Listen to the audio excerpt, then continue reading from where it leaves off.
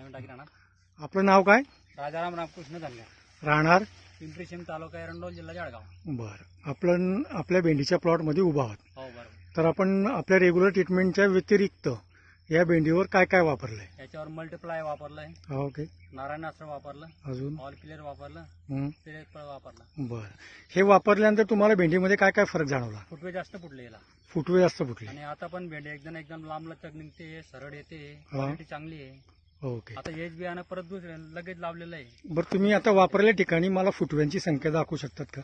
हो दाखवू शकतो ना. हे बघा, याला कमीत कमी 7-8 फुटवे आहे. 7 ते 8 फुटवे आहेत. ओके. आणि जिथे नाही वापरलेलं आहे याला तिथे फुटवेच फुटलेले नाही. फुटवेच फुटलेले नाही. याला फुटवेच फुटलेले नाही. हे बघा, आणि हे जास्त उंची वाढते. आपली फवारणी केल्याने त्याची उंची वाढत नाही आणि फुटवे जास्त फुटतात. फुटवे जास्त फुटतात.